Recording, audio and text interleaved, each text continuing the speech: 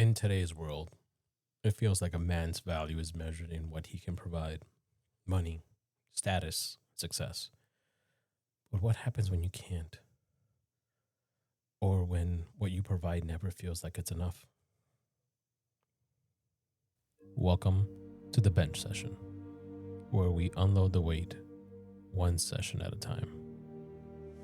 I'm Juan, and this is a space for real talk, the kind that doesn't always make it into group chats or gym conversations. There's no guests, there's no filters, it's just me, a mic, and my truth. Let's get into it, shall we? Welcome back to the bench session, guys. Today we're going to be talking about one of the heaviest expectations men carry. That's the belief that our worth is defined by what we can provide. Now, where does this come from? If you look back into our history, you can probably pinpoint when this has started becoming a thing. The men are the provider role. You can go back to long ago. We are the ones that go hunting. We are the ones that kill the animals, kill the spiders nowadays, and bring everything home for our wives to cook. Men are the breadwinners. That's been society's unspoken contract. Yes, times have started to change. And, now you got two-income households. But realistically, a lot of it hasn't changed. Because when there's something creepy, something goes bump in the night, who gets woken up and says, go check it out? It's not the woman. And that sounded sexist, but tell me I'm wrong. For generations, being a man meant being a provider. Your job, your income, the roof you kept over your head, your family's head, that was your identity. That was what you were supposed to do.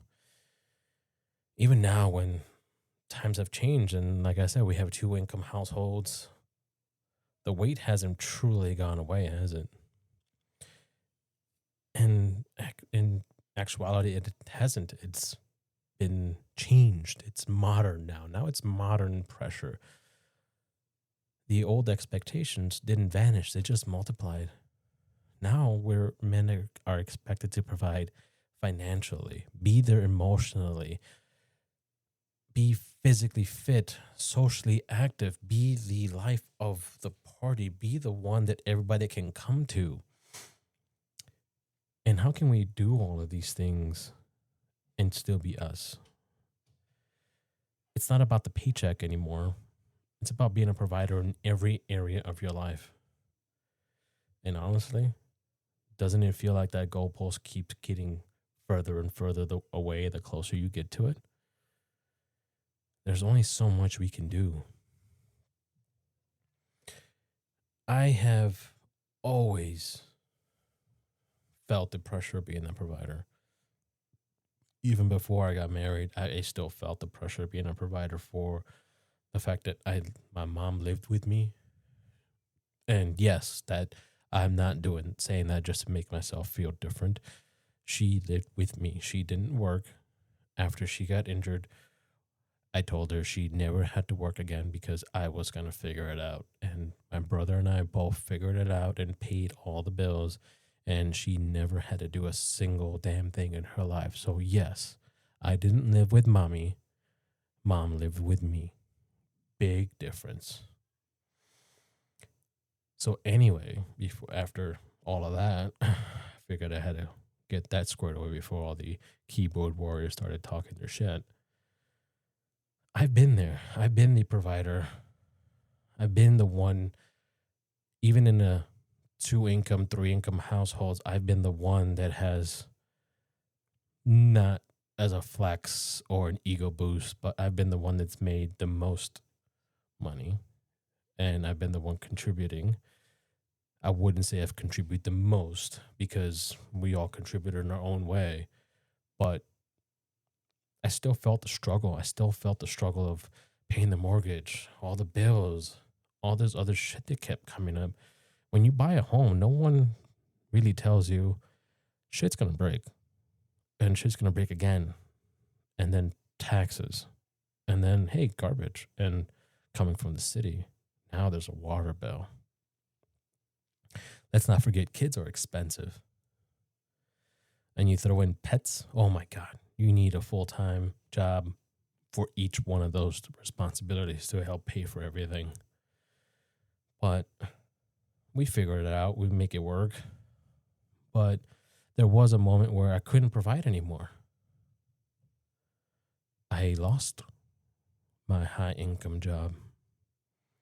And I didn't just feel broke or poor. Something broke in me. I felt worthless.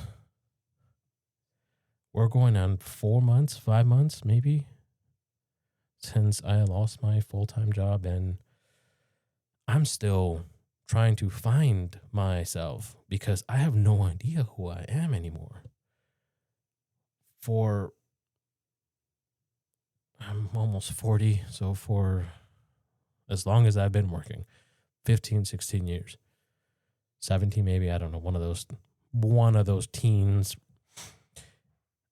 It's always been wake up, go to work, come home, dinner, gym, wake up, go to work, repeated cycle.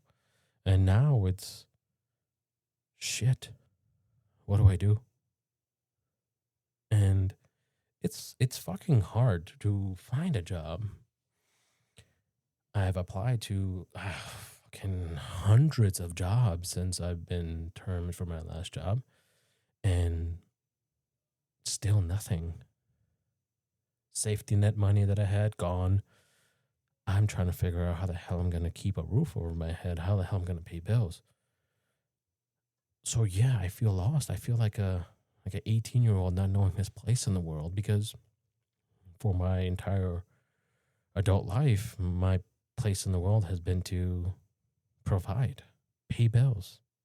That's been my worth. What I brought to the table, I brought stability. I may not be the best emotionally available person or the most physically fit. Hell, I'm not even social. I'm pretty much socially awkward. Hence the no video on this podcast, because, yeah, nobody wants to see my face.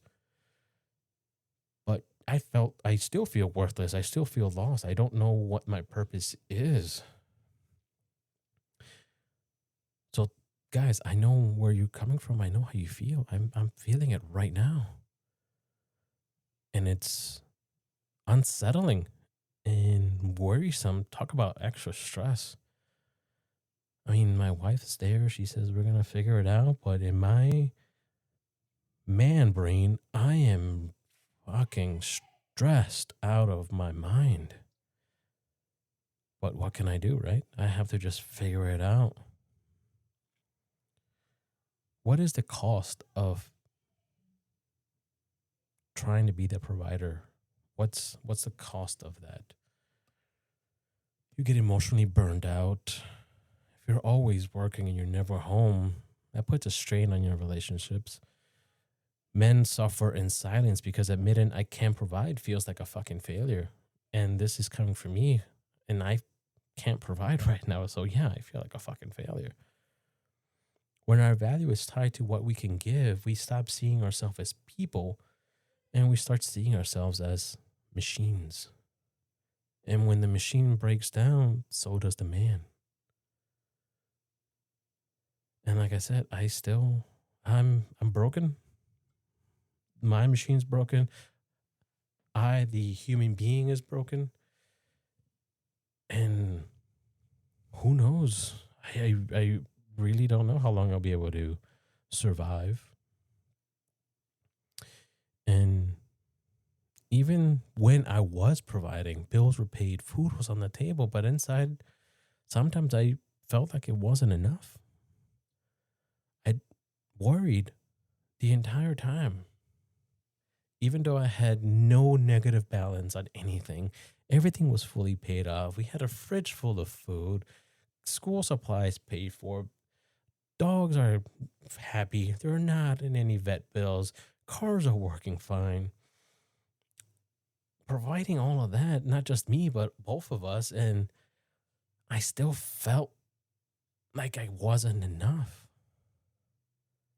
because provisions without presence isn't the same thing. It's not the same as being valued. And I didn't value me.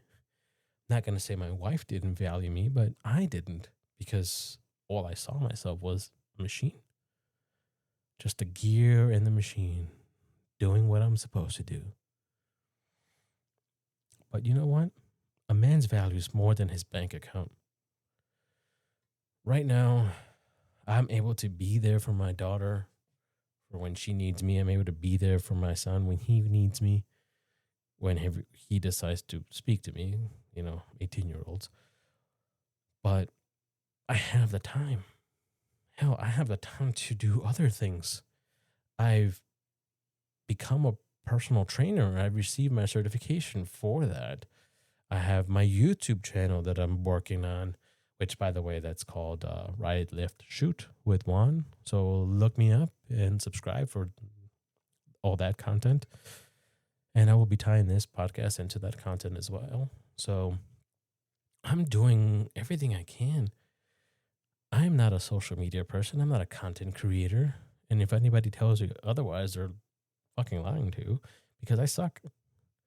But I'm here. I'm putting in the work. I'm doing my reps. I'm doing everything I can. Hopefully, soon one of these two things will get monetized and will help provide. But going back to my topic, men are more than our bank account, right? We are loyal. We are resilient. We can love. We can joke. We're there when we're needed. Our presence is something that should be valued. Our loyalty should be valued. The fact that we can crack a joke whenever shit gets awkward, that's a fucking trait that nobody else can do. Let's not get started on dad jokes, because to me those are hilarious, but to other people they're awkward. But anyway, here's the truth. What you provide does matter, but it's not all you are. Your character, your presence, your humanity, that's value. That's something that no paycheck can measure. That's something that can't be taken away from you. If you say you're going to do something, fucking do it. Stop worrying about setting a better example, because you're the example. Kids are watching you. If you break down because you lost your job, they're going to remember that. Be the one who gets back up. Use that character of yours to lift yourself up. Don't be a dick. Have some humanity. If you see somebody else struggling, don't poke fun at their struggle, because you can be there in the blink of an eye. So be humble. Don't be a dickhead. If there's anything you want to take away from this, is your worth is not for sale. What you can provide to your family doesn't define you. Who you are, that defines you. Don't let society or anyone else convince you that you're only as good as your wallet, because it's fucking bullshit. You are a human being. You matter. Remember that. Thanks again for sitting with me on another episode of The Bench Session. If you ever felt crushed by the pressure to provide, maybe this episode reminds you that you're worth more than what you can give. Stay tuned for the next episodes. Same bench, same real talk. Stay grounded, stay real.